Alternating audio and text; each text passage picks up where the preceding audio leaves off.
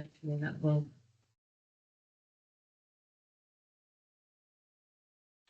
Okay. So first off, we have apologies for absence. Had apologies this evening from councillors G. Birch, P. Bettison, Butcher, Dr. Forster, R. Mossam, Mrs. Mossam, Widdowson, Mrs. Williams, and Hutchinson. Which is why I'm here, because it should have been Graham Birch here tonight, and he's not here, so I'm stepping up or stepping back to my own place. Fine.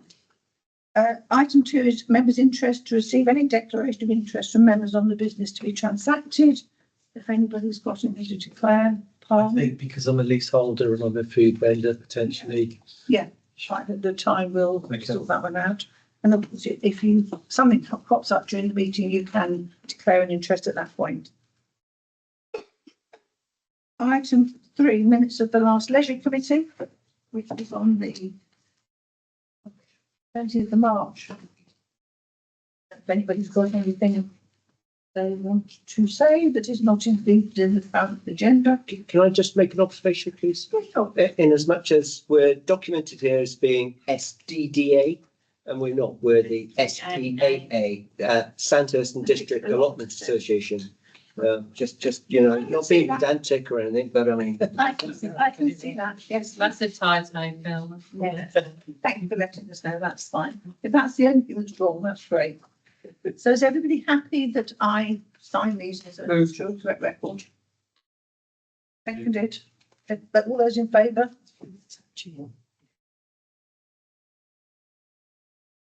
That was, you know, I'll sign it in a minute, that's fine.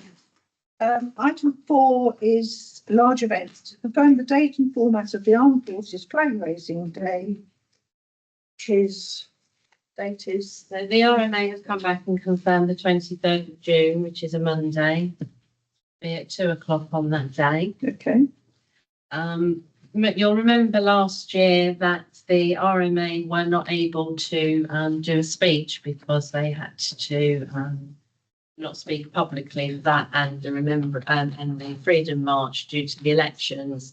So we invited some local schools to participate, and we had some children doing some readings and poems. I personally thought that was a really nice touch and would like to suggest that we continue that on this year, whilst also obviously including the RMA doing their speech as well. That's sort of the format that I would probably suggest. So has anyone else got any thoughts or ideas on that? I agree with that, isn't it? That's good. I think it's a lovely idea because it keeps the youngsters involved with the different generations and what's gone before and history. It's really important. So I'm happy to propose that is going to happen. Second. We second it. All those in favour? No brainer. Unanimous. That's good. And anything else is much like we've done previously. Thank you. So does that cause a closure of the park? No. No, it doesn't. So we continue to have It's a access. relatively small Yeah. event. Just Double a good. Small flag event in pop. the main car park. Yeah. Item 5, leisure enhancements in the Memorial Park to receive an update from the working group. Have you? So we've going ahead obviously with the outdoor gym, Yeah. which has all been agreed, and the contractors have been agreed. I'm meeting with them next week for a pre-installation site visit. So it's all systems go on that one. Those of you that aren't sure, the outdoor gym is being sited over by the tennis courts just out here. The second part is the play enhancements. Before we come on to that, the concrete tables were due to have been installed this week, as I said in my executive officer's report in town. Unfortunately, the guy who was doing it has been extremely ill and had a heart attack on Monday, and he was due here Tuesday, so that has been postponed. So obviously we'll just wish him well and wait for that to happen. But John has been investigating some ideas for play equipment to enhance the area that we already have. John, do you want to talk about your ideas? And Yeah. then we've got a few quotes which are just ballpark figures on pieces of equipment. So once this committee decides what sort of equipment we want to go forward with, we will then do a proper proposal and plan, which will obviously include groundworks, removal and installation as well. So we thought that we would put a new centrepiece up on the main park, so where the existing slide is, which doesn't work anymore.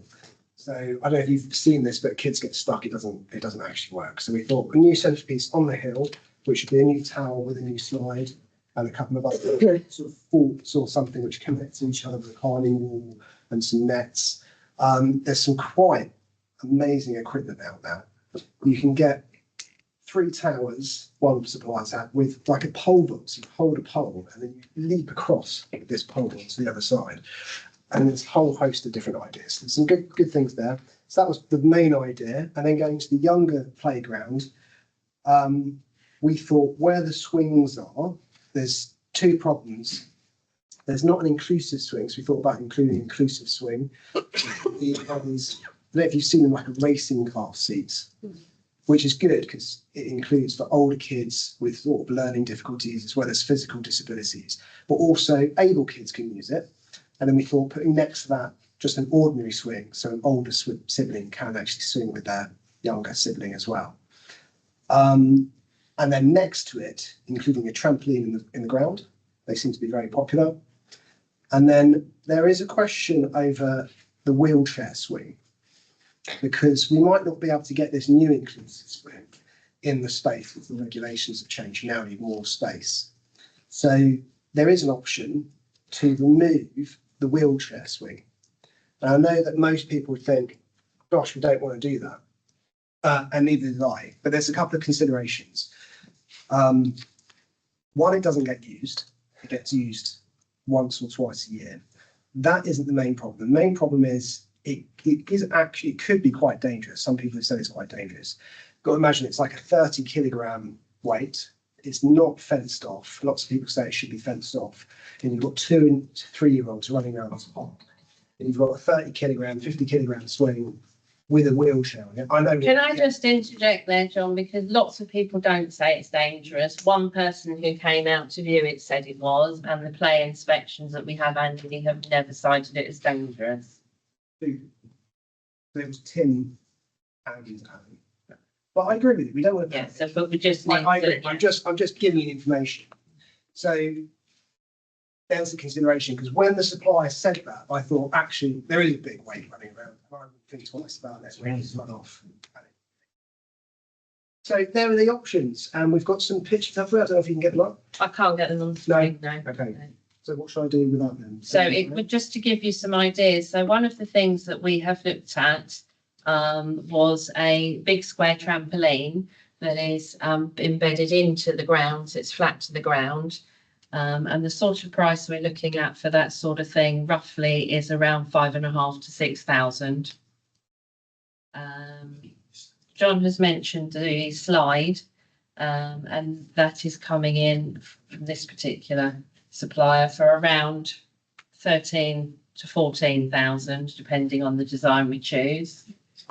The swing that John has mentioned, which would have one seat on and one of the racing car style seats, so it's an inclusive swing, is coming in at just under 4,000, and they have also quoted for a small climbing trail for toddler and small children for around another 4,200.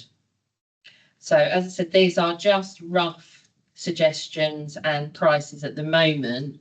So roughly for the bits that they have said and approximate installations without them going into everything fully, we're looking at about 30 to 35,000 for those pieces. Okay. John's also had some bits and pieces from another supplier. Yeah, that was a bit more. That was And the 80,000. adult gym equipment is It's separate from this, but I'm just thinking about the Yes. overall budget. Yes, it is within the budget that we have left. So I think really the thing that we need to make a decision on is to decide whether or not we want to keep the wheelchair swing in situ and keep it where it is, or whether we want to remove that and replace it with something else. If we keep it in situ, we can still have the other things, but it may be that the swings would have to go out into the adventure play area, because the swings that we have there are the baby ones that you sort of sit, you put your feet into, and the regulations that we've been informed of. If you have an open swing and you can jump off of it, you have to have a set amount of room to be able to do that, that doesn't encroach on any other equipment. And if we put it where our swings are currently, it wouldn't meet the regulations. So we would have to put it out on the adventure playground. Or we could put it where the disabled swing is, if we remove that. So really, the design will depend very much on whether we keep or remove the disabled swing, but it won't impact on us doing all the other bits. It will just impact on where they go. So, Jean. Yeah, right. So, just in order to help make a decision, so having drawings, a plan to understand, and also the costings, is that the next phase in this? That will be the next phase that the working group do for us to actually decide the equipment. But we need to look at, see, I can't go to them and say, this is what we want and this is where, without us making a decision on whether we remove the disabled swing. That's a massive piece that we need to decide tonight. Okay. And then we can look at all different options, and then we'll do much the same as we did with the outdoor gym. It'll come back to leisure. These are the options, and then we'll decide and tweak and play about with it accordingly. Okay, that makes sense. So what's next? Could I, the disabled stroke wheelchair swing, if we remove it and a person in a wheelchair does want to come and have a bit of fun, what would they be able to enjoy in the play area without that specific swing?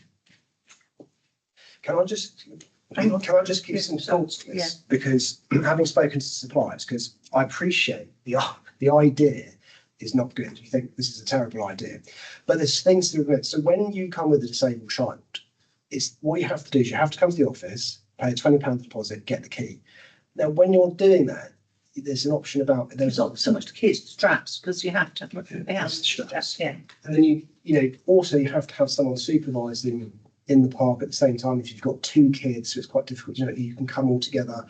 And if we do keep it, I'd just like to add that I would like to put a fence around it.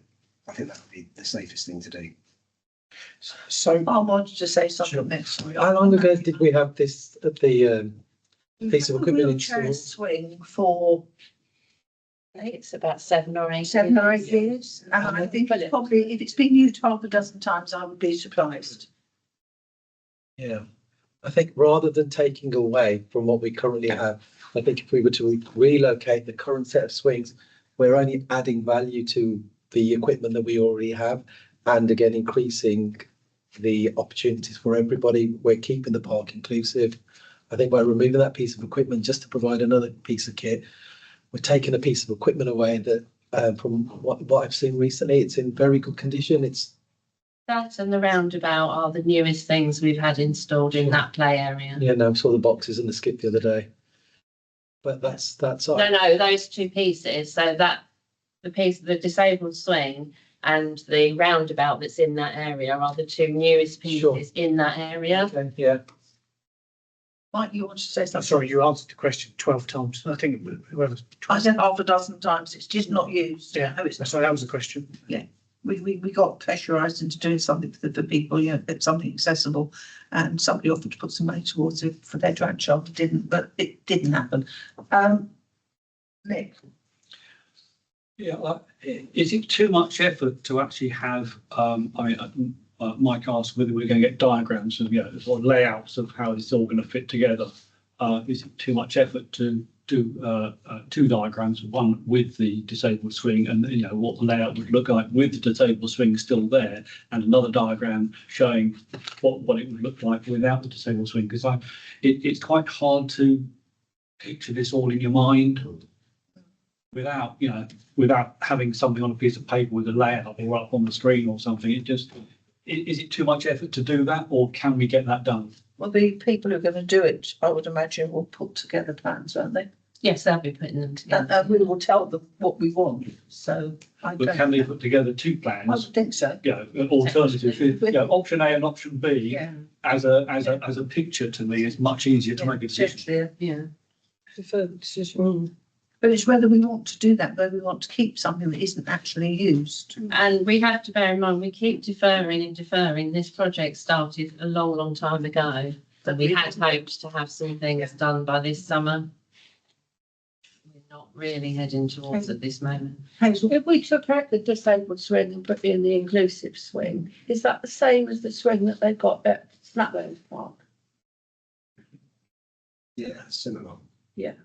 I think that would. did you have that? Yeah, I was just going to say, even if it was that the disabled swing stays, I know John said about sort of having it fenced off. But whilst health and safety might say one thing, but I would think that that would, you know, give the wrong impression. Yeah. It doesn't. Yes, this is what I have raised with John. It doesn't make them, it's not inclusive at all to fence an area off. Could I ask, It's done. as you say, the number of times it's been called on isn't great. No.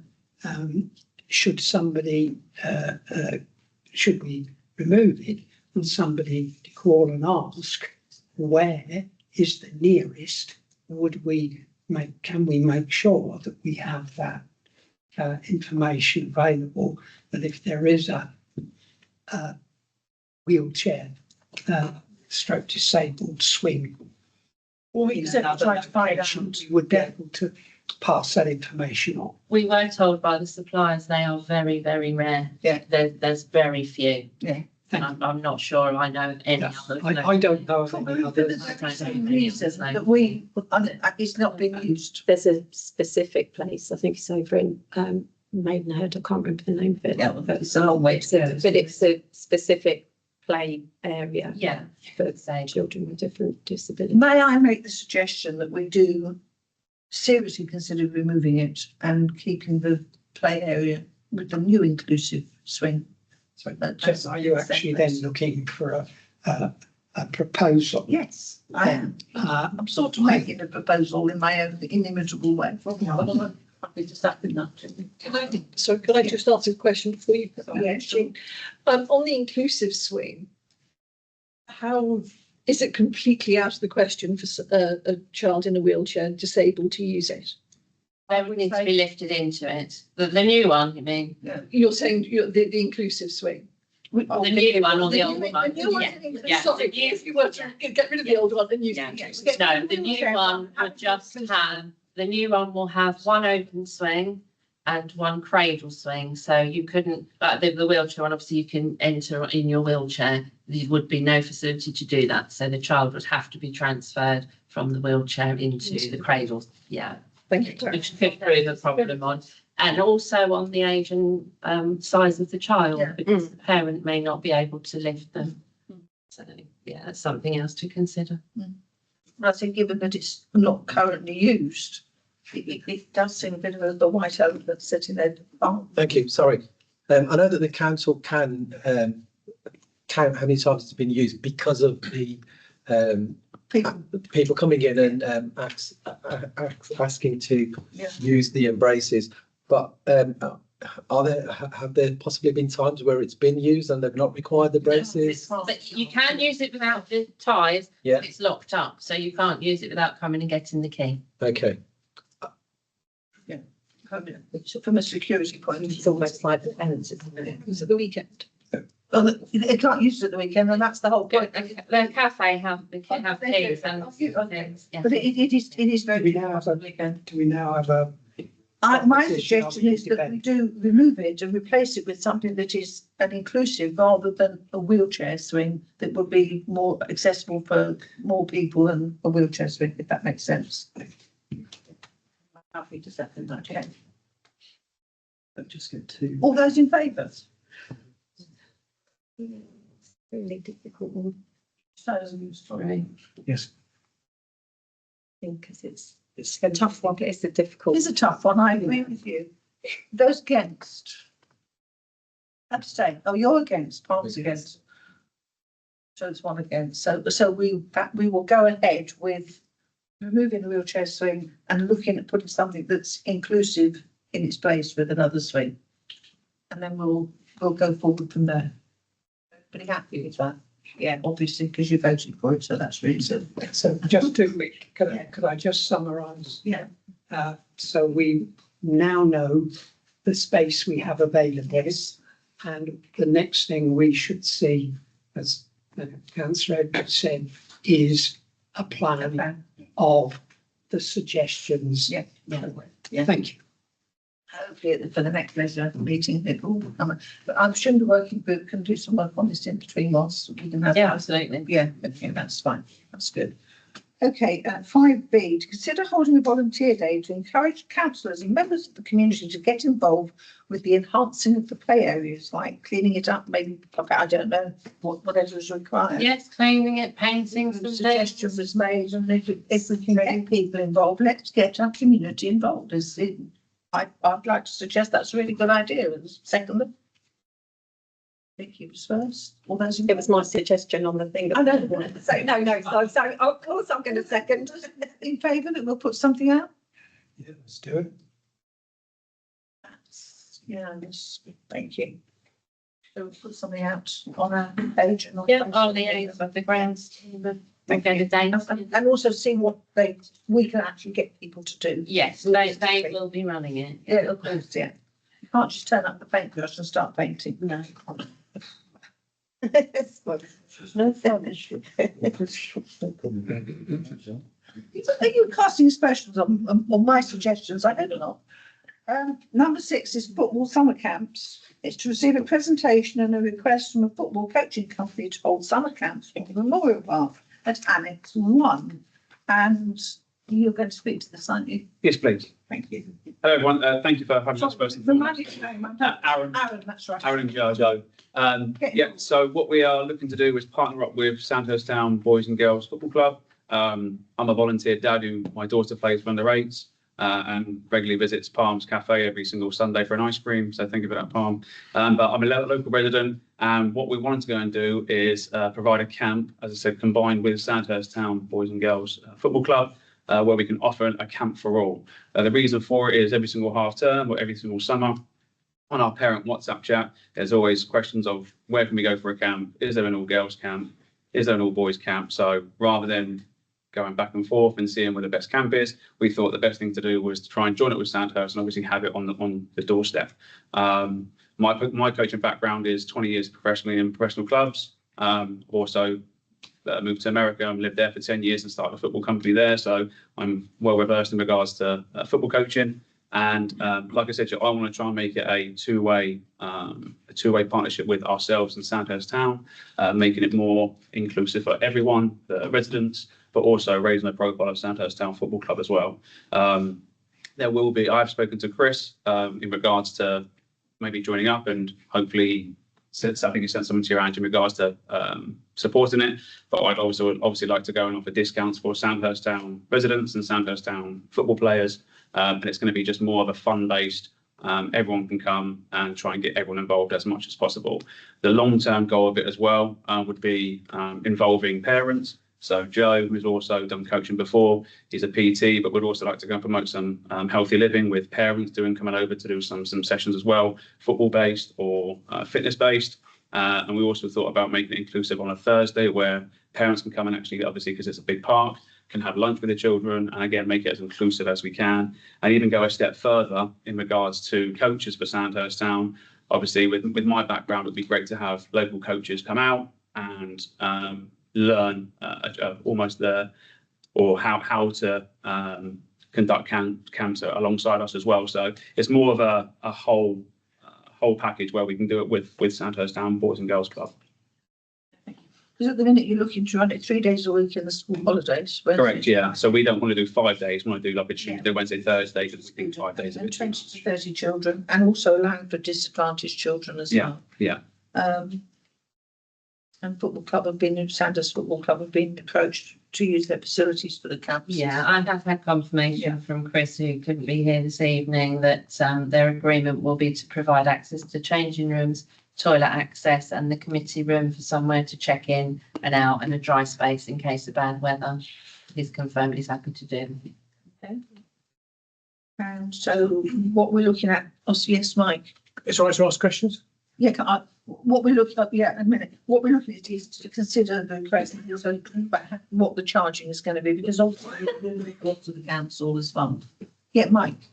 So, are you doing this with a company? Is it, so the name of the company? It'll be our company called Skill School. And you own it? Yes, yeah. 100% shareholders, it's yours? Ours, yeah. Okay. And as you say, it's a financial operation, so you'll be charging residents or you for the courses? Correct, yeah, with a discount for Sandhurst Town players or Sandhurst Town residents. Okay, so it's a commercial in that sense. And Where are you relocating from? Because it says you're looking to relocate. Where are you? We were originally looking for an enclosed space and we approached Vinny about a space over at Bracknell Town. I think there was some miscommunication in regards to what we could use. And if I'm honest with you, I didn't even think about using Memorial Park because we wanted somewhere enclosed. But with us obviously being on Sandhurst's doorstep, we got offered Brecon Hill School. But if I'm honest with you, I didn't want to go and have a Sandhurst Town camp in Bracknell. I wanted to try and do somewhere local. But I think my main concern was to try and have it somewhere where it was, I wouldn't say not safe, but somewhere enclosed. So that's where obviously Joe went and approached Vinny, but for one reason or another, it didn't work out. So I obviously approached Chris and he said, well, listen, we can give you an indoor space. We can give you, well, not give us obviously, but we could potentially go and give you some space and fields. And it would just be down to us then to go and make sure it's managed and staffed properly where kids can't go out, kids can't get away, but also there's an enclosed space as well. So the relocation was from where are you? We didn't have anywhere, if I'm honest with you. We were looking at. So that location. It, because it just says this is an established company that are looking to relocate. That's how I So, was informed. Yeah. so that isn't, So you're not currently, sorry, just to clarify, given the words relocating currently, yeah. you're not actually currently. No, not relocating So this currently, no. is coming, is actually a new venture. Yes, ma'am. Okay, fine. Have you run soccer schools before? Yes, yeah. So it's part of my other business called Pathway. So that was 3 years ago. This is a new business. I actually stepped away from soccer coaching, football coaching to start Story Group. So I'm a director of Story Group. Stepped away from football, but with my daughter playing, I got back into football coaching. Story Group. Yes, sir. So will you be doing alternative provision as well? No, this is something completely different. This is just a camp for all. If it's Story Group, may I just raise something? Mhm. Do you recognise that? Yes. So, in it, I noticed there was a line, and this relates to you, Councillor Birch. It says here that they have a strong relationship with Jill and Dale Birch in Bracknell Forest. Probably easier if I give it to you so you can see it. So I'm just interested to know what the relationship it is with Councillor Birch. If he's in your brochure. That question, sorry. It's a question, yeah, genuine question. That would be my business partner, Brian Murphy, to answer. I wouldn't. But this is not what he's representing. No, it's not. It's a football camp. No, if this is related, Story Group, and if this is related. I'm a to director that, of Story Group. I'd This is like not a to know the Story Group. relationship, This that is was not a all. Story Group camp. This is a different business. This is a fun camp for all. So it's a legitimate question.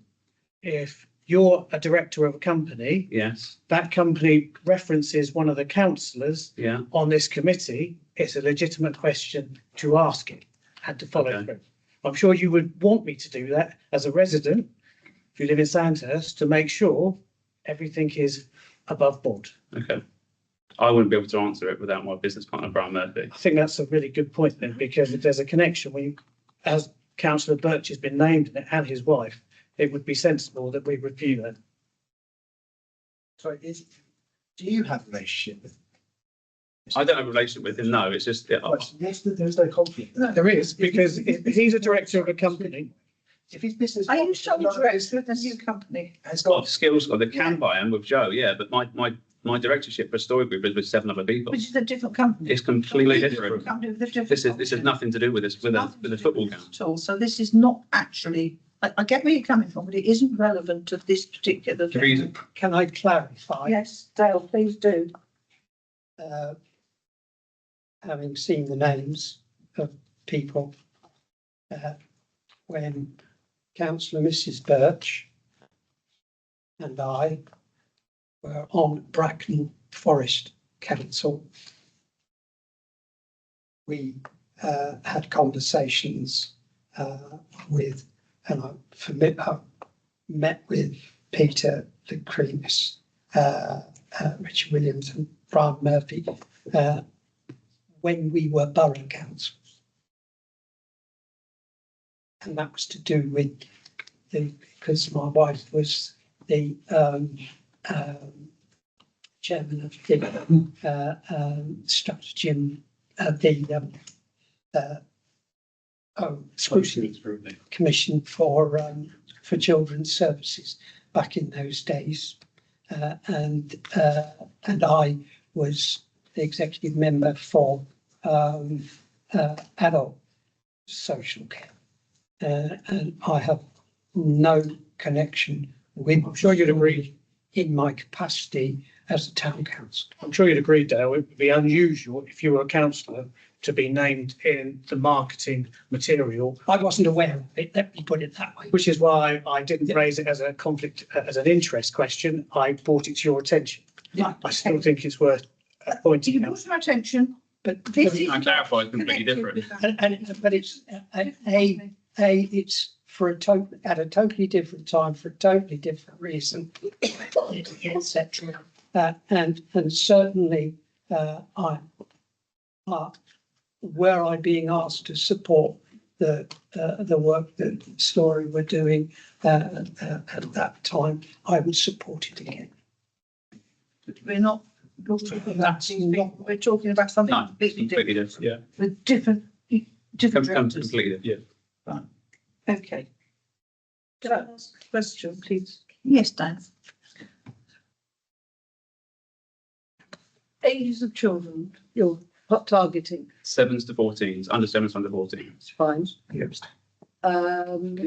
Will all the adults involved have DBS? Yes, ma'am. First aid training as well.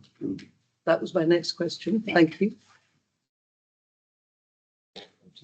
Will you be promoting in the local schools particularly or wider afield? I was actually looking to go and do just with Sandhurst Town Football Club, and obviously word of mouth doesn't spread, but I'm sure there'll be residents of Sandhurst that will be interested. I'm thinking that if you just go via the football club, Mhm. you may not get, you mentioned girls particularly, you may not get girls who think, oh, I wonder. Whereas if you go into the schools, you might. Okay. And then you would have my support in terms of the inclusivity and widening access. One more question. Sorry, Jane. It's okay. Are you expecting them to sign up for 1 week, 1 day a week, 6 weeks? So it's done. Is in and out? It's done weekly, but they can do 1 day at a time, 2 days at a time, or all 3 days. So what about continuity? In regards to, Well, if you're coaching, you do this task and then you learn how to do that one and that one. well, no, it's fun games, so it's a camp for all. So it's football through fun games. So even though the teaching's hidden in like a dribbling session or a shooting session, it's not, you're going to learn this on 1 day and it's going to progress to another something else the next day and progress to something else the next day. It's more lots of fun games, making sure everyone's enjoying and engaging, and then we do a tournament. You're making it very difficult for yourself, but I shall come along and watch. Okay. Because that's, the dipping in and out is all very well. And the different age groups are all very well, but if you're trying, good luck. Thank you. It's not being run like a football club with football coaching. It is very much a fun camp. If you've got 7-year-olds and 14-year-olds, I know. you've done skill basis. So I Come on, how many groups do you work with? lots. You know exactly where I'm coming from. Thank you. I think it's a great idea, first of all, especially if it's being run throughout the school holidays. It provides children locally an opportunity to get out of the house and do something within the park. So currently you've said it will operate Wednesday to Friday. Tuesday, Wednesday, Thursday, sorry. Okay, it says Wednesday to Friday there. Okay, thank you for that. So during the week, and what time? It doesn't say a time. 9 till 3 we're running. Okay, that's handy to know. And during those periods, I'm at the coffee shop, so I should know there are periods of inactivity within the park itself. So I think in terms of managing traffic and access, now that you've answered the timing, I don't think that should be problematic. How many people are you anticipating? 20 to 30, it says in 20 the to 30 per group, or is that the max? Because we're back to Friday, so we need to check. Say again, sorry. No, I'm laughing. I said it says Wednesday to Friday, so we just want to check. No, we don't know how many people are going to sign up, but there'd obviously be a cap in regards to the numbers of groups. So if there's a group of 7, 8, 9-year-olds, we wouldn't want to have any more than 12 to 15. Same with 9s, 10s, 11s, and then 12s, 13s. But it all depends on numbers, on who signs up, and depending on who we would obviously go and work for us as well. So 12 to 15 cap on each. Per group, yeah. Have a question? Anybody else? Yeah. Mike? Actually, Michael first. Rossard. Michael, Also, Michael, I didn't see you. I didn't know. couple of questions. Who will take out the public liability insurance? All for our business. Yeah, all for our business. Of a sufficient level in order to recognise, the risk potential Yeah. of injury. Mike, they have to in order to be able to use the grounds. We insist on that, anyway. So will you be reaching out to those children who've got autism? Will they, I'm hoping that there'll be no discrimination. No, it's a camp for all. Yeah, it's a camp for all. So anyone, any ability, and the ages between will come out and play. But that's the whole point of having the fun games. Is it's engaging for everyone and it's able for everyone.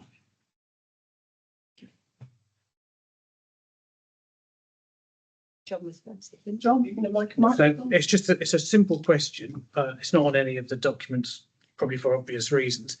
But the charges, are they standard charges or are they charged? What are we? We don't have a standard charge because we don't have a summer camp at the moment, so that's why it's on there to be determined. So it's to be determined. So say for instance, we go into negotiation and we can't get an agreement. How does the pricing ultimately be signed off? What's the governance? Negotiation What's the governance around the negotiation for cost? Well, I would suggest we look at what pitches they're using and base it around the pitch hire fees, which is what we've done in the past with a subsidised for cricket when you've had is it All Stars and your summer camps that you've had for that. We've had on. They're using existing years, framework for pitch charges. We've got luck for the boys and girls. Okay. Oh, you want to say something? Yeah, I think it's a great idea in principle. I think it'd be really welcome in this community because most people in this community love football. And I think it'd be a great thing to have in the park and for lots of kids. I just got a couple of questions. Ange, what is the potential impact to ground staff and fields and maybe the football club, if any? And are we agreeing the prices now? Is that later? Or is that someone else? We need to obviously understand exactly what you're looking for, how many pitches, etc. Because it's not proper pitch game, so it won't be. There don't need to be lines. We're having the equipment to So cover. there won't be extra work for the grounds team, as in marking out, etc. Pop-up goals we'll have. So there's nothing we actually really need across the field. So it'll be the charging group that will look at it. Yes. Because we have a group that look at all the charges, so, and then we'll obviously discuss with you. Yep. What's up, it doesn't sound like it's going to be very onerous. No. And we want to obviously check that your public liability is to the right So standard. how much space do you anticipate needing? From the pictures already out there, probably just 2. The 99s, I think, would be And sufficient. and the football club are happy for you to use. I'm sorry. Football club are happy for you to use their facilities as well. Yeah. Yes, yeah. Let's confirm that. Lee, Thank you. I've just got one comment, just kind of picking up on what Mike said. Obviously offering, my children are grown now, but my daughter did actually go to football camp, Diane. So, offering things during the summer holidays, helping parents with finding stuff for kids to do is all great. Outdoors, away from town, all of that, all good stuff. The thing that I would want to ensure is that the best value is delivered for Sandhurst residents when we enter a commercial negotiation, and to make sure that if there is then going to be an offer for Sandhurst residents, that's carried through. Mhm. Because it's great that if we're going to be offering you the park facilities, then I just want to make sure that commercially it's a good decision for the council as well.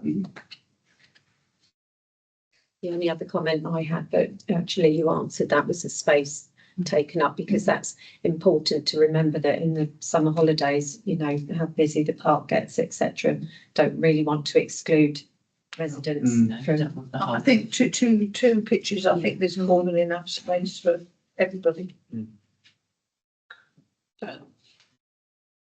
I would like to suggest that we discuss costings with you, with the charges group and with the executive officer and come to an agreement, and all things being equal, I personally would like to propose that we go ahead with this.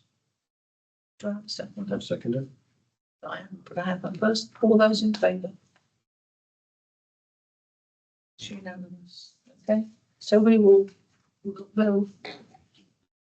I'm on the charge, but I'll be able, I might be meeting you, but by Zoom or Teams. Yeah, no worries. Thank you very much. Thank you. Just one last question. When are you looking to start it in that first week of summer holidays? I mean, if it's could be sped up to May, we can do May, but if not, I think summer holidays might be a little bit better, well, rather than rush it through.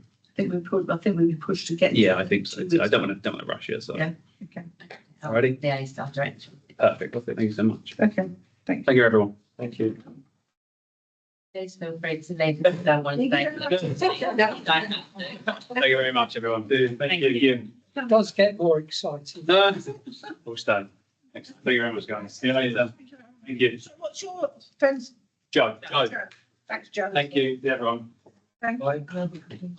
Item 7 on the agenda is filming on the Memorial Park, and it's to consider a request from the Memorial Park to film scenes for a small film, Annex 2. We've done this before. We've allowed someone to do this before, haven't we? Because it was so. Right, last time. Yes. Is it Graham Barger? No. This is another resident wants to do this. I don't know if you've read this. It certainly So says. just ask a quick question. Yeah, sure, Dal. Do we know what the subject of the film is going to be? Apart from that, it's a small comedy. Or comedy. A small, yeah, I just didn't want to just say, yes, whoever it is can film whatever they like here on the, because, you know. Insinuating, councillor. Sorry? You're insinuating, councillor. Well, having seen some very interesting things popping up on Facebook. Check the just knowing that it's going to be a family film. I think they need to be aware too that if they are using the playground, there are sort of things that they have to think about as children about. So we need to be sure of that. But personally, I'm happy to support this. Yeah, indeed. I have a second. As long as it's not an 18+ movie. No. Well, that's where If it is, we won't be doing this. So all those in favour? Can I, no, before you do that, can I ask a question? Yeah, sure. And that is, would it be appropriate, and I'll ask this question of Dale, if I may, because he seems to be the only one around the table who's got any knowledge. Where's Graham when you need him? In Belgium. No use at all. Making a film. Is it appropriate, would it be appropriate for somebody, either Jean or Ange or me even, if I have to actually see the script? I think we do need to just check with them that everything's. I mean, I don't want to read the script. I just want them to be sure that if they're using our player, they need to be aware that there's going to be children about. And Well, they can't film children.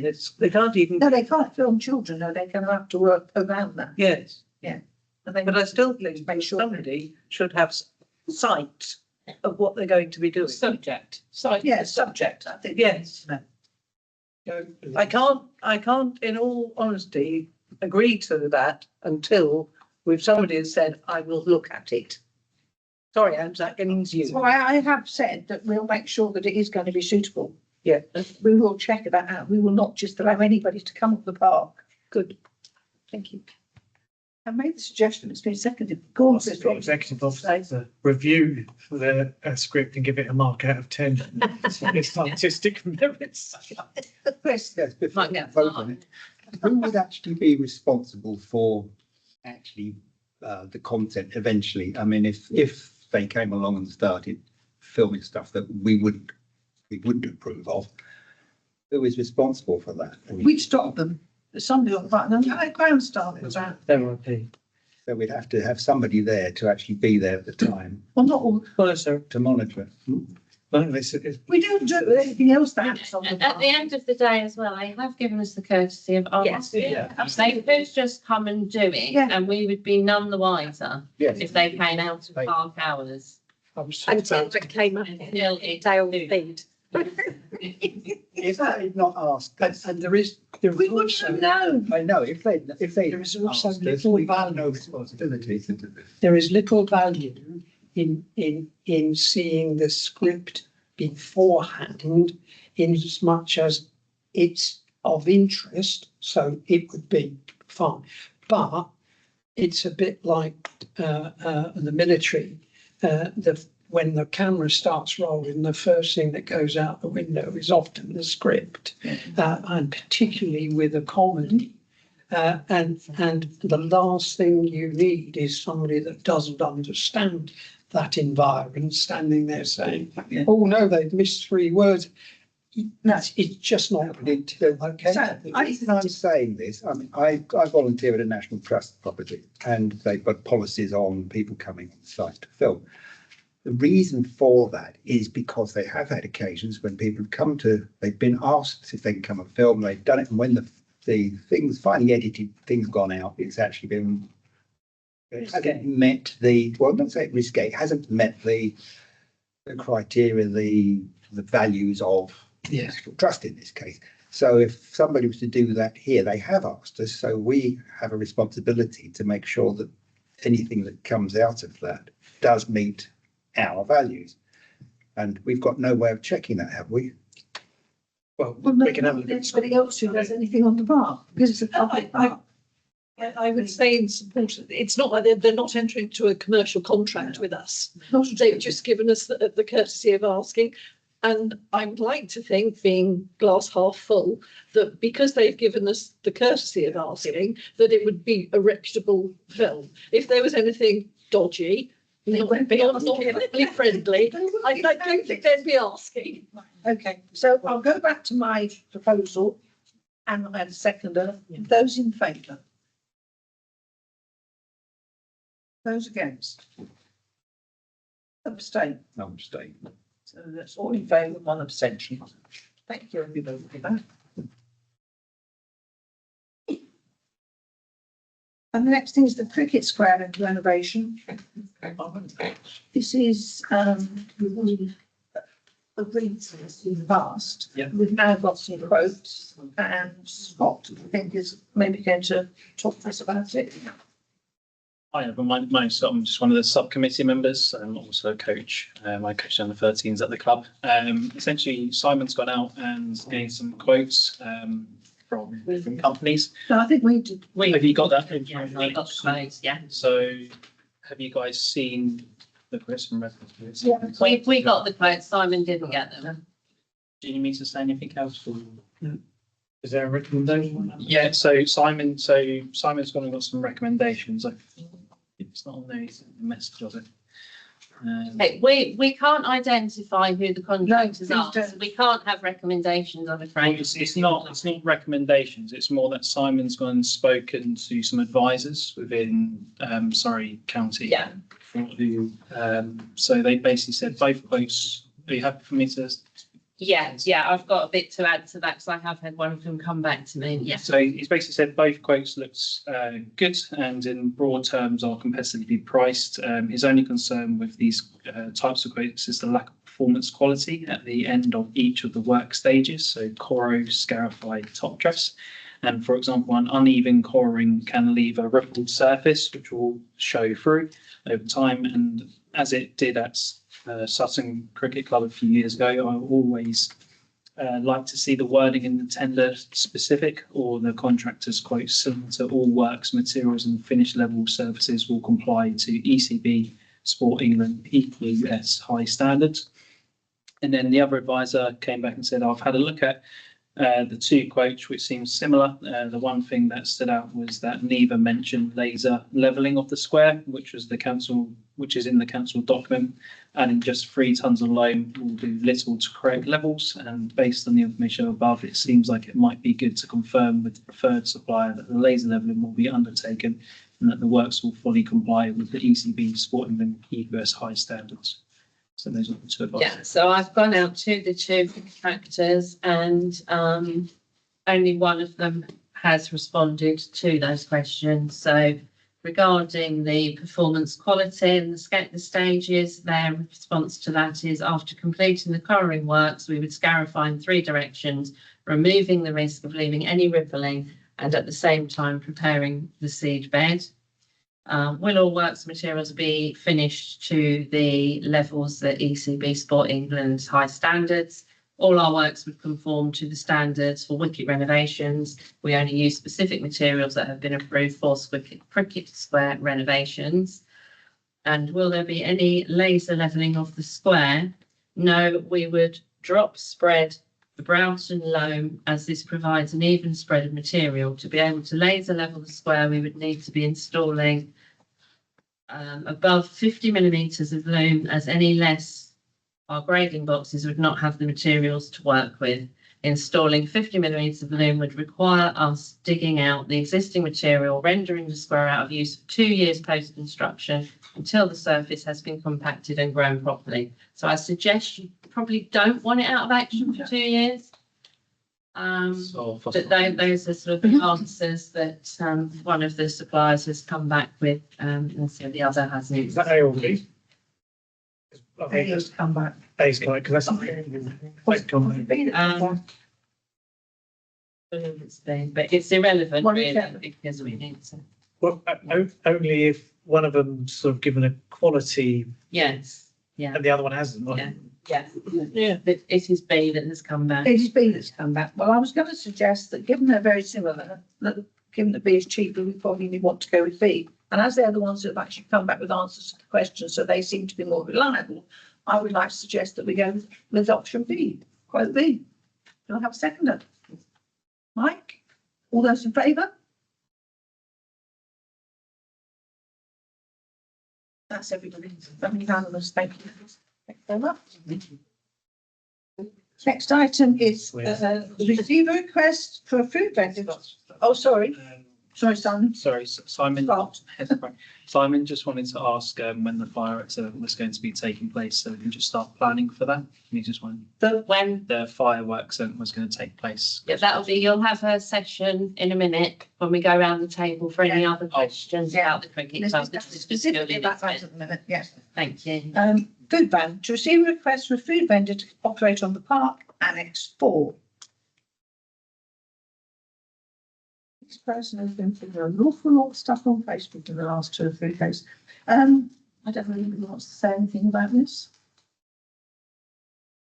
Mac and cheese, macaroni cheese, what's what I like to call it, wants to have this in. No, not in the council. 12 to 8:30. Michael has a question, Chief. Yeah, go on. Michael. Michael, right, yeah. Not that Michael, the other Michael. I actually feel that we have already a proliferation of fast food retailers. Need to leave. Oh, yes, you need to go out. Do I need to Yeah. leave my phone? So I'm, No, because you have you'd be interested in this. I hope it won't take long. We'll come That's fine. together. We're talking about. They're not. Yeah. And it's in competition with him because it's during the day, it's not just an evening thing. We also know, Chairman, Vice Chairman, that there's been an appeal allowed for outside the Sandhurst Day Centre for not quite the same hours, but on what appears to be a similar sort of clientele opportunity. I think to have it within our car park is going to create problems in terms of parking, antisocial behaviour, the sort of problems that we had in the past, I think. Particularly as the inspector said, oh, well, there's no car parking, they can use the council car park. Who do they think they are? So they can use that car park without us. Also, 2 new retailers that are going to be opening very shortly outside the co-op. I do think we've got a proliferation already of fast food outlets, and I would not be able to support this. Anybody else would like to speak? Nick? I think, given the decision that was made by the inspector about the lay-by, I don't think it's actually a good idea to have one in the park at the same time.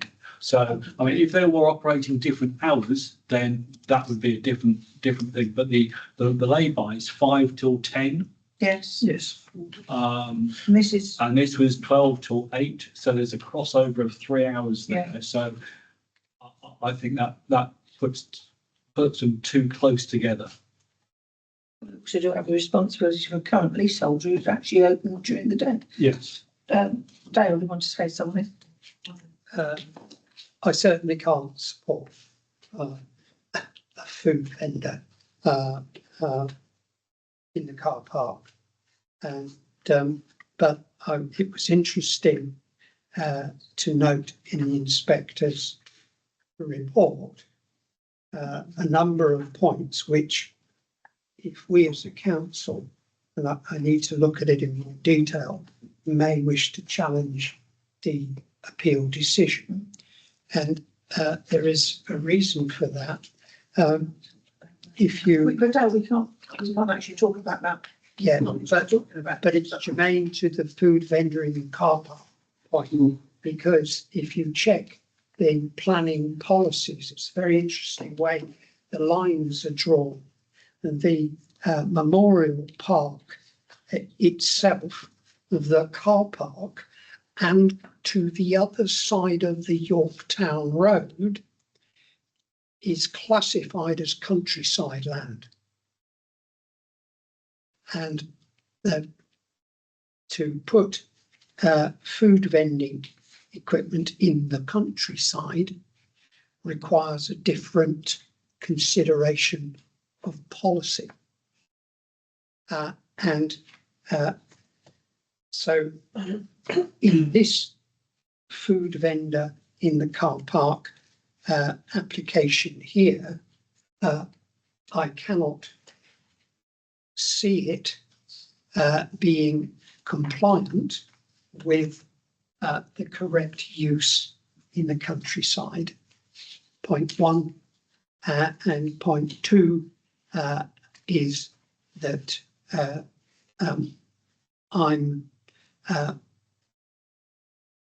I think we have enough attractions for our residents here on the Memorial Park. And I think also, and in the evidence I presented to the previous application, the number of food outlets available to our residents in Sandhurst are considerable. And by not having this, we are not going to be depriving anyone of the opportunity to gain access to a wide range of food outlets. And so from the practical use of the use of the car park for those times, and if I may say, the van would take up 1, 2 or even 3 car parking spaces.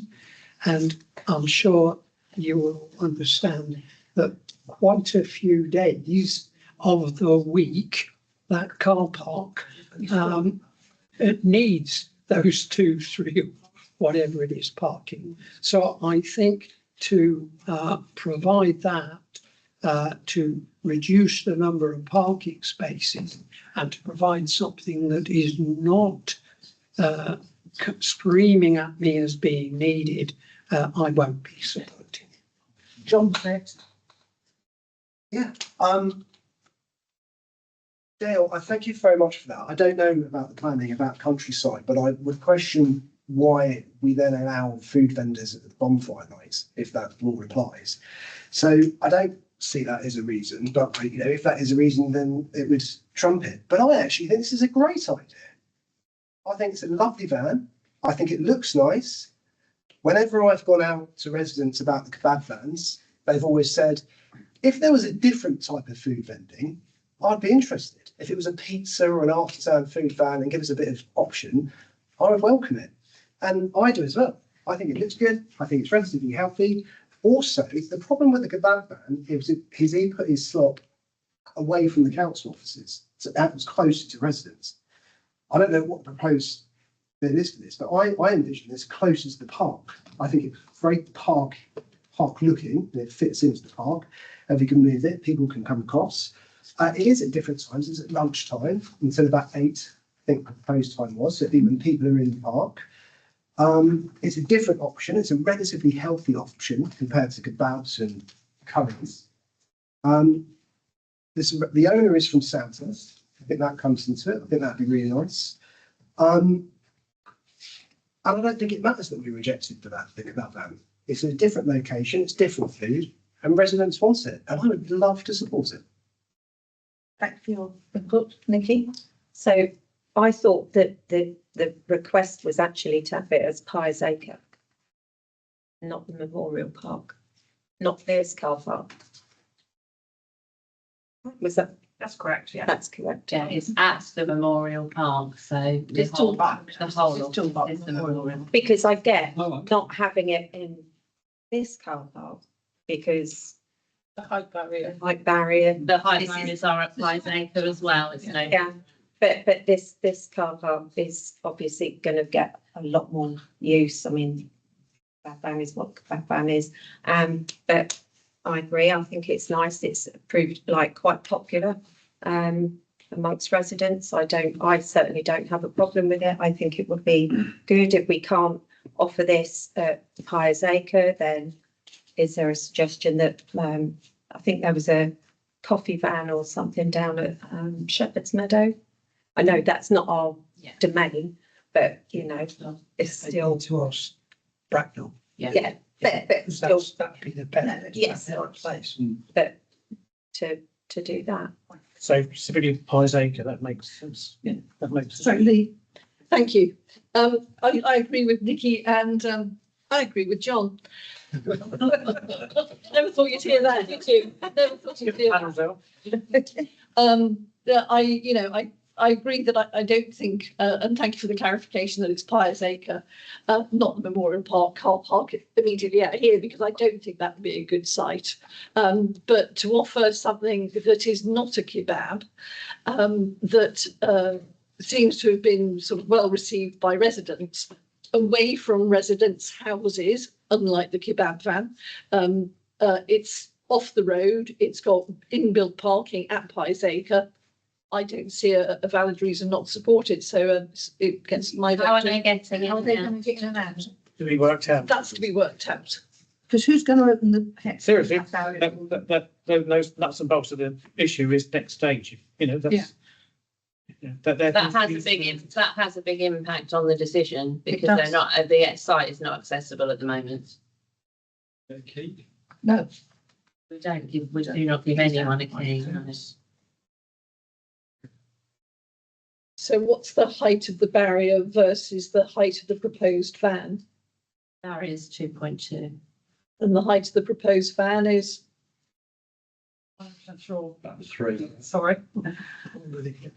you haven't actually got the van yet, if I'm right. Oh, you've got it. Oh, you do have it? Yeah. Oh, I'm sorry, I thought I'd read it. I haven't, yeah, I've measured the height. I know the width and but not the height. There's a picture here of an adult standing by it, so Yeah, that's bigger than 2 metres.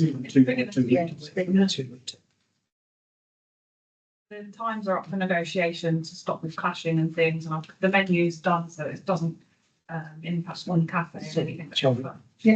Sorry. When you say we don't give people the keys, well, that's for this council to decide. Yeah, the current state is that Yeah, we council, don't. but that can be changed because that's up to us. Yeah. And people have access to the gate with the football club do. Gardening club, so. The gardening club. So It's not every day. I don't say it's a deal breaker. It's a trustworthy person by the looks of it. What makes sense they do? Need somebody like to make a suggestion. People saying no, and we've got 1 or 2 people saying yes. Would somebody like to come up with a proposal? Just propose. You're proposing yes? Yeah. Have you got a seconder? Yep. Okay. All those in favour? All those against?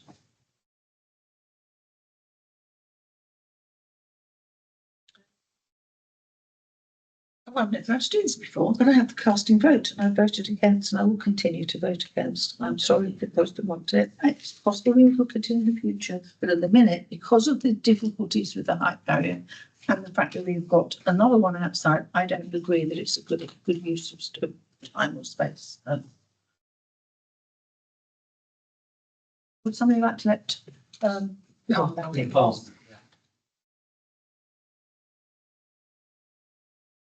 Right.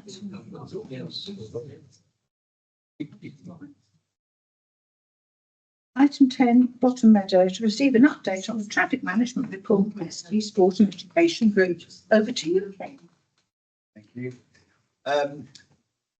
Quite a complex report, really. It's quite detailed. There's quite a lot of words in it. I've shared the report and it probably, well, it needs to be shared wider. But fundamentally, the report, I've got a summary from the consultant. This is a fairly comprehensive report conducted by a company called Motion. So Motion are paid by us to carry out the report. So let me just hit that one off straight away. The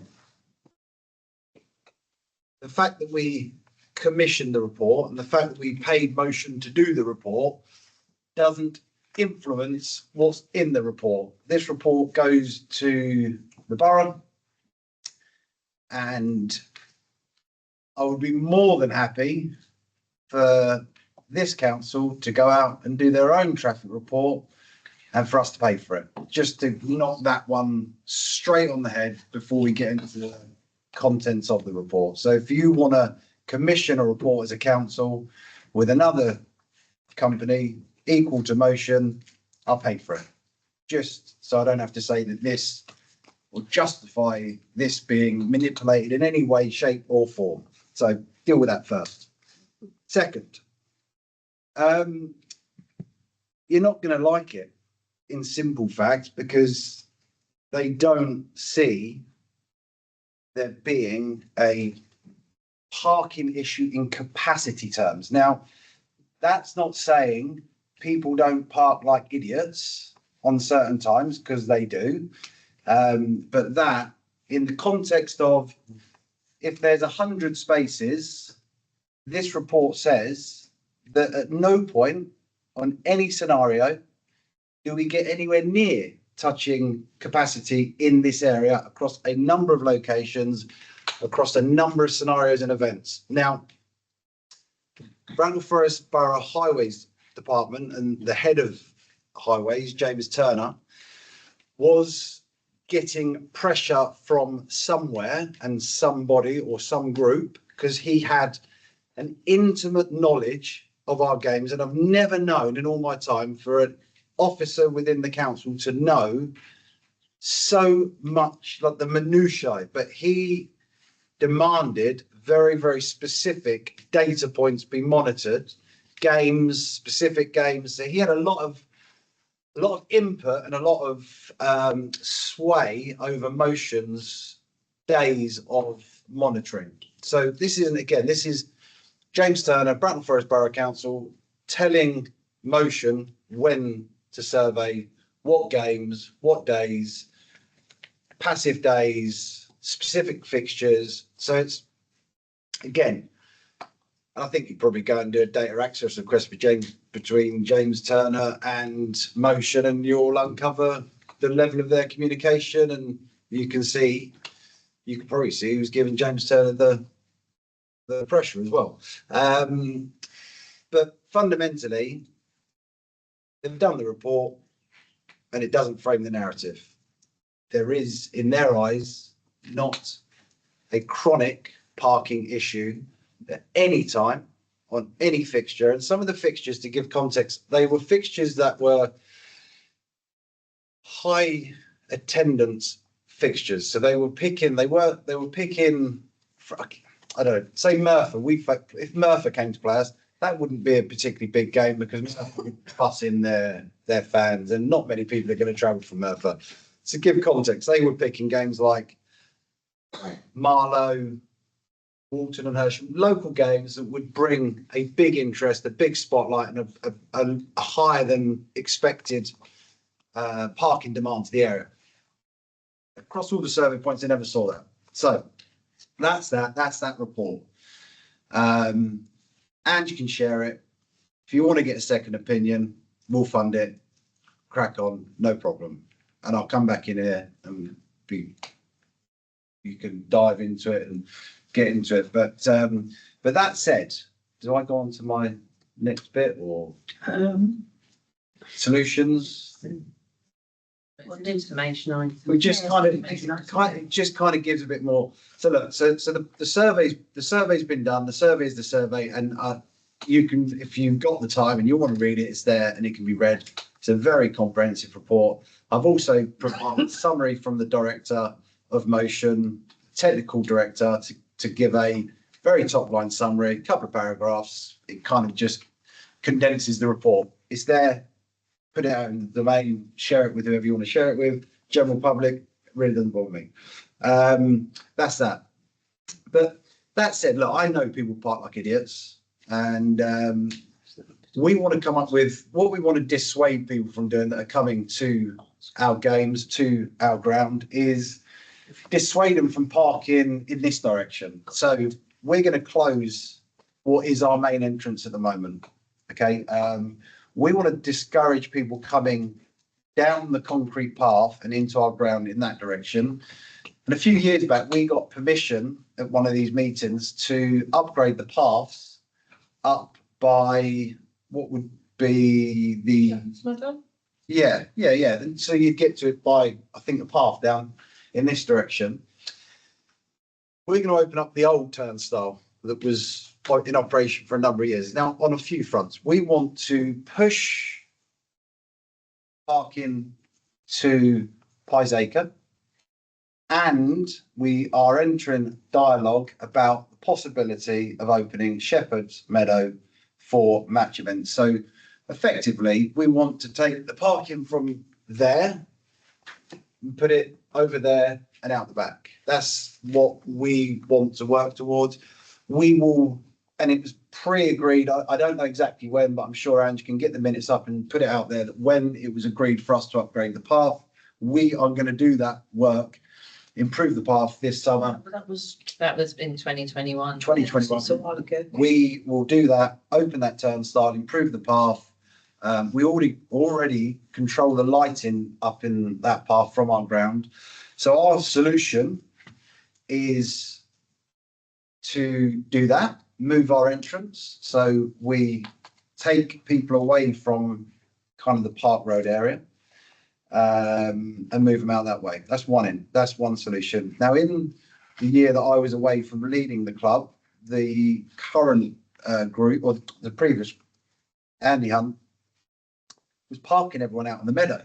It's brave, because I wouldn't have put a car out there, but he had been parking cars on match days out on the meadow, and it's probably something we'll continue to do as well in the new year. But in the new season, I think he got about 80 cars out on that meadow. But we're going to do a bit of improvement, improve the drainage out on the meadow, because it can get a bit wet and a bit boggy, and look to see if we can bring more of our players, families, anyone with disabilities into our ground to park on match days, to just alleviate the parking in this area. Anyone, that potentially ditches there a car and runs to the ground, we want to try and bring as much of that early traffic into our ground to alleviate the pressure out on the road.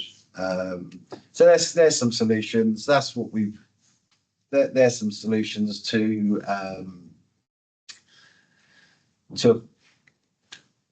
a problem that's been raised.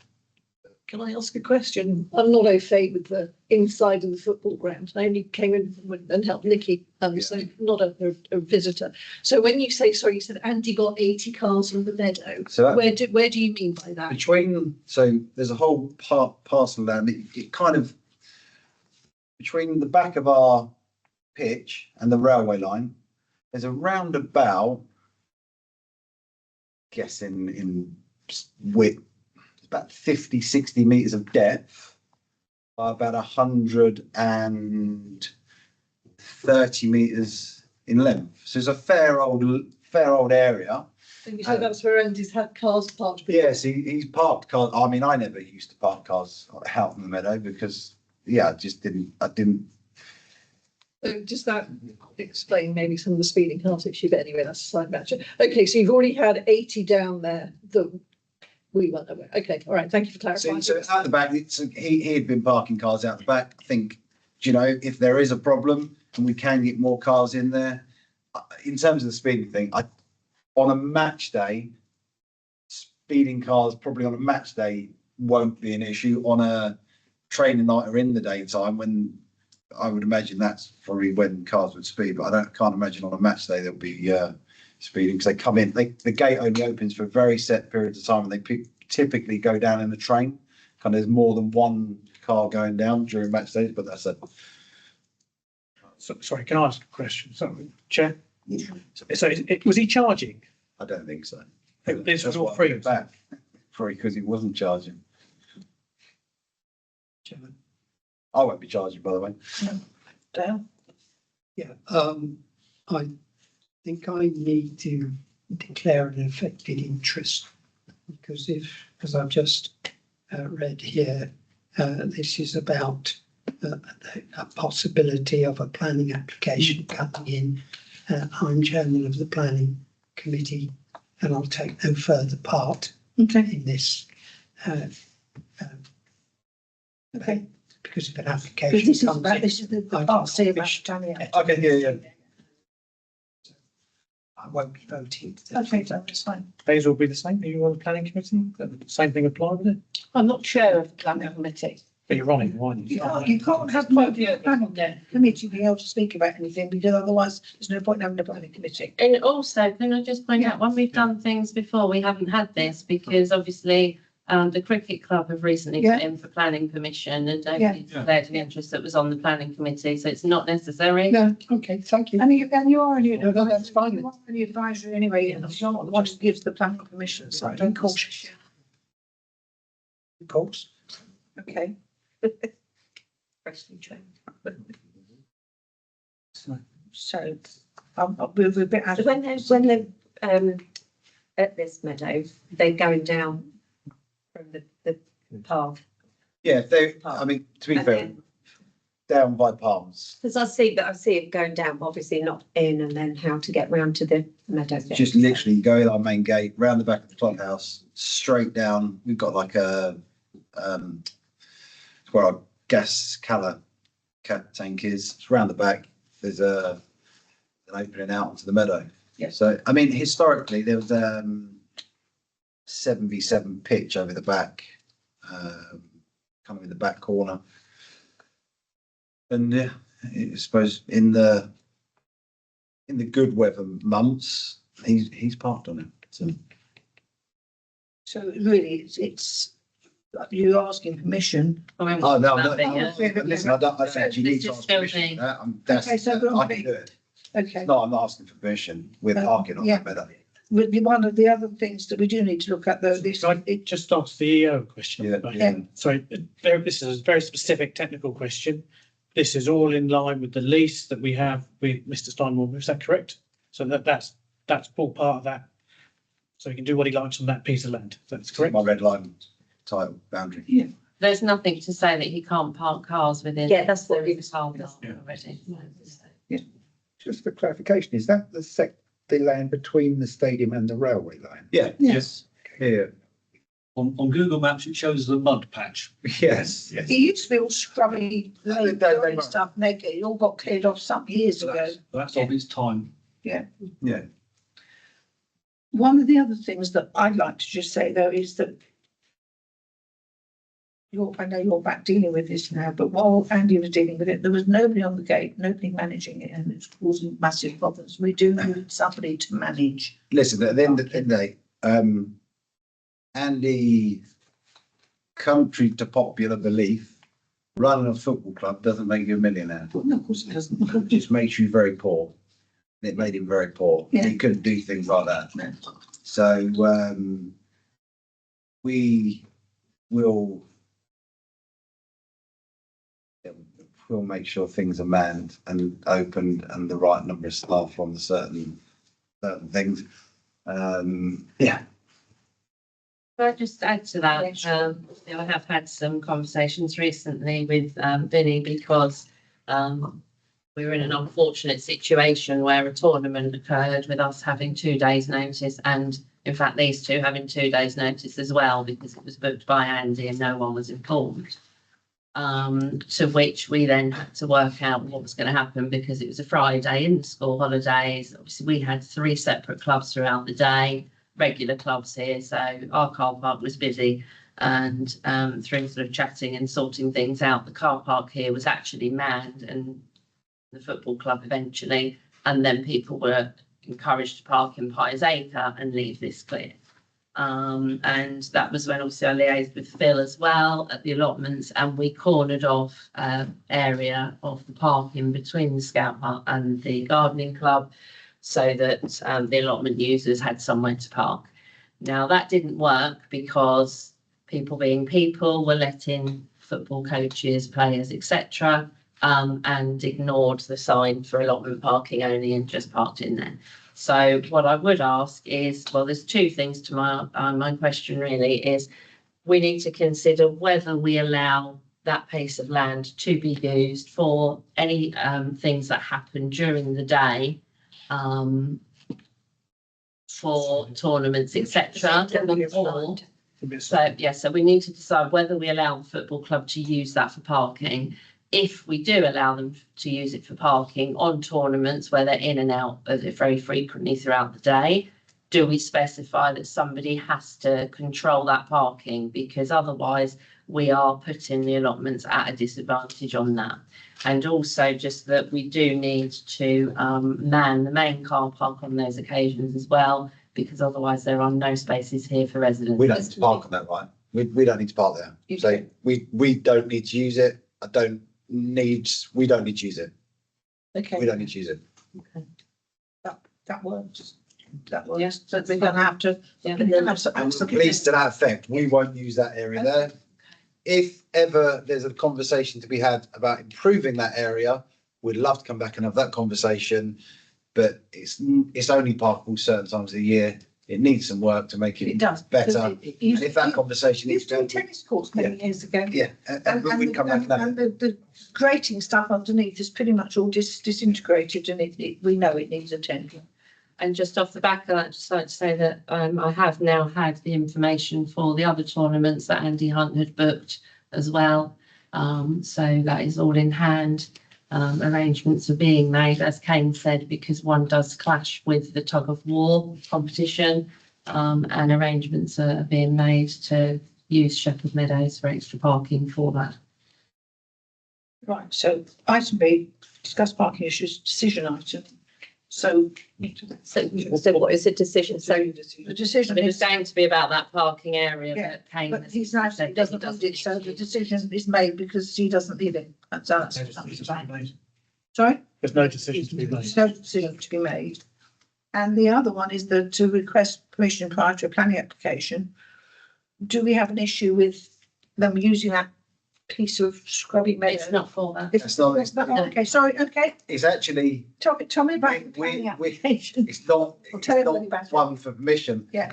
Bracknell Forest have demanded that we regularise a few things. We've Okay. had to submit an application to regularise some Okay. items like Again. disability entrance, Okay, permeability, some changes to the fencing, opening up some holes into the fencing to let water flow through, 'cause it's floodplain. They've requested a number of things for us to clarify and confirm that we didn't implement our floodlights, just a number of points they want us to address, and we've addressed that. It's come on to yours as a decision item, but it's not a decision because the borough have demanded we do it, so Okay. we're doing it. But and we have to say that we're happy for you to go ahead and apply for the planning Well, commission and regularize it. you can pick that up with the borough. Well, yeah. but, Compliance with condition. Yeah, It's compliance with conditions, Yes. it's section 73 variations. It relates to a pre-agreed planning, we've already asked permission Yeah. Sorry, Chair, I don't think there's a decision. No, there isn't a decision. Can I just highlight those changes? Did say on there about this extra parking as well, though, on the application, Yeah. which wasn't part of the original conditions. I think the only thing it referred, well, it's we changed it from non-permeable concrete to tarmac. Right, So it's just a change of material in the car park. right. It's nothing about the changing the meadow to. And was that something from the enforcement? Yes. They're all enforcement items Okay. that need So really, regulating. it's just regularising, so Yeah, there is no decision. Nothing, no. We're removing seats, not adding seats. Yeah. There's no enhancements. Planning issue, right, in Forest Council plan. Right, This council. so in which case, I would suggest that, thank you for giving us all that information. Yeah. Thank you for taking some control back, and I suggest we move on in this meeting. Everybody happy with that? Go for it, Julie. I don't quite know what to say. I can't make a proposal because there's no decision to be made. Present publication of forward plan, is there anything that we need to, is there anything going out? Not that I'm aware of, no, unless anyone has any. I presume we'll put something out about the art flag raising day and things like that, but that would just be something relatively low key. Yes. Okay, thank you. Council reports, verbal reports or updates as required from borough councillors or councillors representing Sandhurst Town Council and outside bodies. Lynn, Nothing from me, Jean. Nikki, Mike, Chris, Diane, Michael, Palm, Dale, Hazel, Nick. Just a reminder that Blackbush had their open day on the 14th of June. Okay, Blackbush, Backbush Airbill. yeah. And they got their planning permission. Oh, yes, and also they've, it's a weird one. They were swapping a piece of land, which is community land. Oh, I saw that. Which was actually where most of their buildings are. And they put in an application to change that common land to another part of the, another part of the site. Mhm. And that has, after 3.5 years, has finally got past the planning inspector, so that's been approved. Okay, and make a note of the 14th of June, those who are interested to know, please. That's Hampshire, isn't it? That would be Hampshire. Yeah, it is. District. Yes. King's birthday. And I have nothing either, that's fine. Right, then we go on to the clubs and things, sports club, anything from the sports club? Sandhurst Residents Association, Mike. Thank you. Following our reports at the previous meetings about the magazine's worsening financial position, I'm assuming everyone here has seen a copy of the March issue, which had some, as well as the hard-hitting front cover, had some fairly equally hard-hitting content. The result of the appeal has to date yielded somewhere a little short of £2,000. That's put us in a position of being able to produce 3 more issues up till the end of the year. So that's June, September and December without any additional help. However, even allowing for a result like that, our earlier projections made it clear we would eventually need additional help. Ange, I can give you a copy of transcript of this afterwards if you. Thank you. Okay. We therefore submitted an application for an STC grant for £4,000. And this was based on the deficit between print costs and advertising income at the time. That deficit has since grown. STC's response was to decline the application, but to offer to talk about longer term solutions to our loss of revenue, which we obviously, of course, gratefully accepted. And as a result of those talks, a formal proposal has been drawn up and will be submitted to S&P on the 22nd of May. Now, as that hasn't taken place, am I allowed to say what that proposal is? Or we'd better not. You can talk about the proposal. Yeah. What we talked about. The talks I had. Just thinking, some of the information that obviously I've sent you an email today. I don't know if you've seen that. Yeah, that's right. Suggest you don't discuss any pricing at this point, but it's actually a matter of public record because it was in the last set of minutes. Okay. But we were having discussions with you about using some of the content. And what I wanted to say had no figures in it anyway. It's just what we talked about, the talks eventually boiled down to merging Sandhurst Pride into our magazine. And that has benefits for both sides in print and distribution costs, because you pay for distribution, whereas ours are done by volunteers. So we await the decision of the committee on the 22nd of May. In the meantime, I said the deficit has grown, and I'd just like to please reiterate the reasons. Because for decades after the start of the SRA in the 1960s, the SRA was able to cover print costs with advertising revenue, and even have a small surplus left over to distribute to worthy local causes. And we estimate, going back, the total value of those donations over our lifetime to date to be in the tens of thousands of pounds, possibly even into six figures. But like so many aspects of life at the time, the turning point was COVID.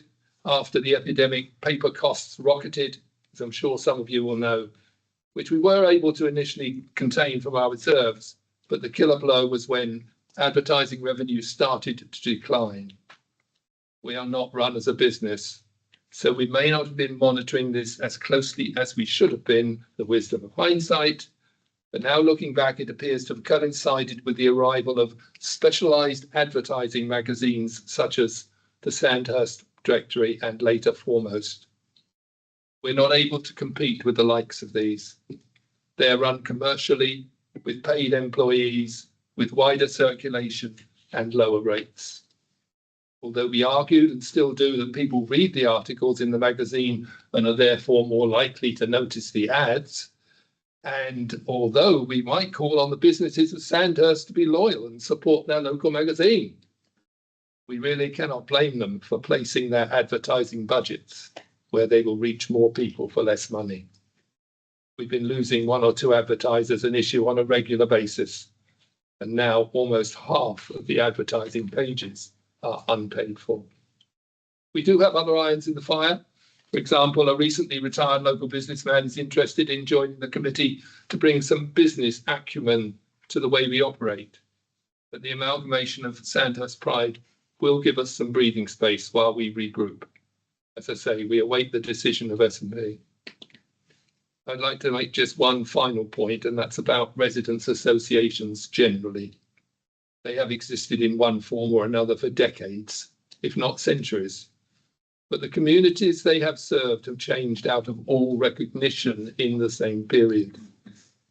In a world where we now interact directly much less with our next door neighbours, where we call them on our mobile phone rather than talk over the hedge, where more and more people are social only in the media, you might argue there's no longer any need for a residents' association. And I'm only saying this because a threat like this to our magazine could also be a threat to the residents' association. Ours, yours, as well, if we or you want one. Thank you. Our discussions have been with Ange. You may want to add or correct anything to that. All right. Fine. Your report, mate. Okay, as I say, I'll send you a copy. Thank you. Right, moving on to sporting clubs and societies, I will go around the table. Have you got anything to report about football rather than parking? Two things. One, I'm glad they left the room because we're giving away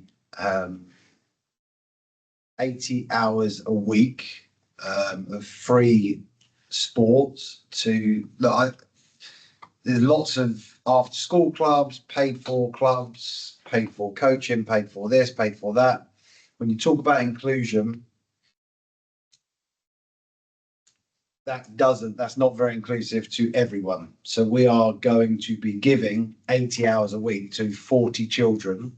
So if any councillors have families within their area that could benefit from free after schools clubs, keep an eye on our socials. There will be an announcement going out and you'll be able to reach out and recommend people that are, whoever is worthy. We're not means testing it in any way. It's just free sports for children, participation, and it's going to go into camps as well. But its focus is purely to drive participation to a demographic that probably would find finances a barrier to entry into them after school clubs. So that's being launched. We start latter part of this month at this site and at one of my sites in Bracknell. Second thing we're doing, another barrier, even to come and watch us, Bracknell Town or Sandhurst Town play. As an adult, it can be between, for Sandhurst, I think it's about £8. For Bracknell, it's £13 for an adult to come. For this next season, it's going to be free, but it's free in a very, very specific. We are launching our season tickets tomorrow. They'll basically to the local community and the wider community. All they have to do to get a free season ticket, and if there's a family of 5, they all get a free season ticket, which is typically in seasons gone by between £150 to £200 per person. They get a free season ticket. They have to register. And then when they come and collect it at a date to be decided in June, we're going to do it over a week, they have to bring an item for the food bank, whether it be, we're going to be doing it for the food banks in this area. So even if, again, removing the barrier, financial barrier to coming and seeing football, they can bring a 50p tin of something or £100 of something else. We've already had some pledges from some people that will pay face value. Couple of £100, but it's going to be for the food bank. So this year, to get in and watch either of my teams, it's going to be free. The entry is going to be what you donate to the food bank, and then when they collect, they will drop off and they'll get their season ticket for the next season. So I think it's a little bit of giving back to the community, removing the financial barriers, and making sure every demographic, every person in our community has access, and finances won't be a barrier. Okay. How the clubs doing? Horrendously. Horrendously. We staved, Bracknell staved off relegation in the last game, 100th minute, and managed to stay in the league. And Sandhurst got relegated, and I'm back for that very reason.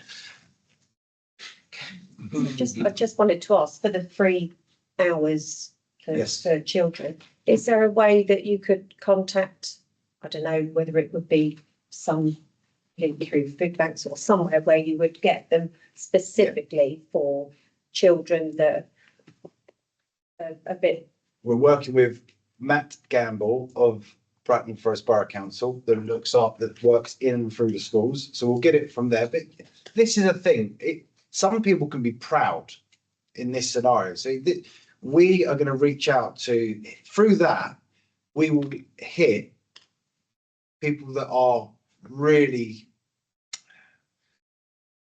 that visibly need help. But in this scenario, we also want to hit people that may have just lost their job and had, good income, but just lost their job. So it's not, if anyone hears of anyone struggling right now that might not normally, we want to hear from everyone. So we're going through the schools, we're going through the borough council, and they'll identify vulnerable people that will benefit from these camps. But if anyone else, wants, again, we'll put something to Angie, she can put it out. So if anyone wants to confidentially recommend anyone for these camps, they can. And it's football and cricket. Okay, thank you. Right. Moving on. So cricket. How you can talk about normal cricket rather than your corralling. Yes. So new season got off to heads last weekend, and we were quite fortunate to play 9 friendlies at the start of the season, which was more than last year. So can we be quiet in the rest because it's difficult to hear otherwise? So new season got off to heads. Both teams lost. but they're both really tight, close games. And the nice thing is that our club values that we imposed last year are kind of trying to be welcoming, ambitious, and trying to enjoy our cricket is now being stemmed through the first team all the way through to our juniors. So if you ask any of our junior members what our values are, they'll be able to tell you like that. So it's really, really nice. And numbers are looking good as well. Also, new Astro pitch has been installed on Friday, the 23rd of May. So can I, as a player, thank the community for helping us with that. All Stars have started as well this week. So we're getting lots of young members kind of into the game, which is good to see. And also kind of heading up the under-13s on the junior sides kind of this year. It's been great to kind of see these kids grow throughout the winter, from seeing both kind of the game aspect, but also kind of as individuals. They've all grown in confidence and kind of ambition as well, and resilience. Also brings a tear to my eye as well when I watched them play on Monday, even though we lost really, really close game. We've got a couple of events on because this is our 40th year this year. So we're trying to kind of do social events every month. So we've got a quiz night popping up on the 7th of June. So if anybody wants to come down for a quiz night, then you're more than welcome. And then I believe our big event on the 12th of July for our 40th anniversary is then. So if you can make it, we'd love to have you down as well. There'll be lots of activities during the day, and then just looking forward to the season. Thank you. Before I go to Phil, have we got something from Chris Reed? Yes. Yeah, I'll do that and then I'll keep it on sport for a minute. You had a question earlier from. Yeah, it was just kind of just to find out when the fireworks event will be, because we just need to plan. It'll be the last Saturday in October, 25th. 25th. Thank you very much. Yes, so Chris has just sent me a very short note to say that it's all systems go for the tournament. They've got 350 teams playing across the 2 days this weekend, and they'd like to thank the grounds team for sorting the pitches out. They have plans in place for parking and will do their best to ensure everyone parks at Shepherd's Meadow. Season's coming to an end, lots of great successes to celebrate, and again growth across both our youth and adult sections. Chris's report. Yeah, the allotments. So, since we last met, we've had a break-in into the allotments. Somebody took a bolt cutter into the allotment, and we think that they were targeting our container. Not your toilet. No, certainly not the toilet. They were targeting the container. Nobody wants to target the toilet, I tell you. It's a mistake putting that in, I now realise. So we think they were targeting the container, but that is like Fort Knox. So they headed into the sheds. They cut through quite a few locks, got into a few sheds, stole a few items, nothing of massive significance. But it does raise a concern about the security. And our committee meets next week, and we'll bring some ideas through to Mrs. Carey, if we may, as to how we might make the location a little bit more secure with some barbed wire, extending the height of the fence. But I think it's your fence, so our proposal to you would be that we can do it. But I'll bring that to you. Project allotment inspections were done last week, and it's really looking good. The probationary period process of only allowing people 6 months, and if they can't meet a particular standard within that 6 months, then we invite them to leave, has worked. It certainly focuses people's minds, and the production is outstanding now. There's some excellent vegetables growing. Project Flatfoot is live. We've kicked off with a first 2.5 metre experimental new path. We're using a gravel grid, 40 metres deep, 800 metres wide, 2.5 metres long, and it's working very well. That's laid for a month to see how it works. It's certainly affordable. We've brought the bill down, I think, to within £3,000, and it's certainly achievable. I did it myself. Over about 4 hours. So we know that it's something that we can do ourselves. We'll meet next week to discuss whether we're going to take it forward. If we do take it forward, we'll do the next 10 metres and see how that works for a month. And then we might come with a begging bowl and ask for some extra cash. But we'll commit ourselves to the first 10 metres of our own money first before we come and ask for any money from you. And our waiting list. This time last year was a 3-year waiting list. And now there's only one person on the waiting list, and I reckon that they'll get a plot within the next couple of weeks. So it's looking good. Fabulous. So soon we'll be advertising. So if anybody That fancies means you've trying got something, somebody not performing. sorry. You know, that means you've got somebody not performing very Well, very I do have somebody in my target zone, yep. So we're looking good, and it's been a fantastic spring compared to last year, an outstanding I spring. can't believe how much blossom and stuff there is on the trees when it's been so dry. Yeah, it's really, really good. So it's looking great down there at the moment. Okay, thank you for that. And at that, thank you everybody for coming. And the next meeting is the 17th of July, and all being well, the new chairman will actually be here.